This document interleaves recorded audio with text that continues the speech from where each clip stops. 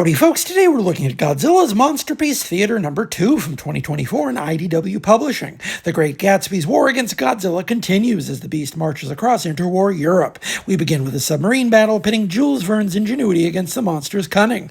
Of course, underwater is the worst battlefield to fight Godzilla because he swims faster than he lumbers over land. But the beast still catches a zap from Gatsby's maser device, triggering an underwater cave-in that leaves the big guy indisposed, albeit temporarily. Godzilla is in pure villain mode here, with seemingly no ulterior motive besides a wrathful desire to smash as much as he can.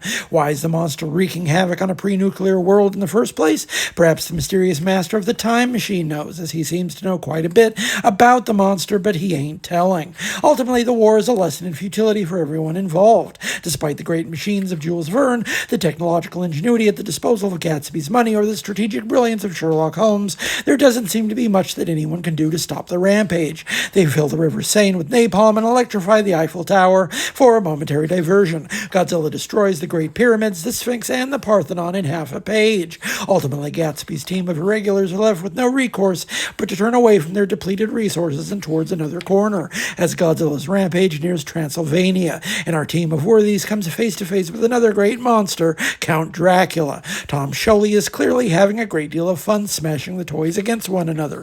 Gatsby is situated at the center of the narrative by virtue of him being in the classic archetype of the American striver, a man with a lot of money willing to burn all that money to the ground in the single-minded pursuit of a goal.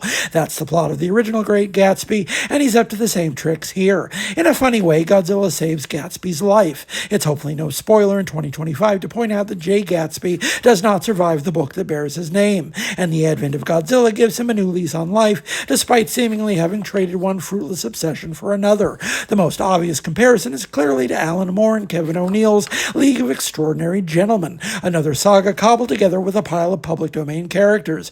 There's a crucial difference here, besides just the presence of Godzilla, most definitely not in the public domain yet, and that's the simple difference between Scioli and Moore's creators.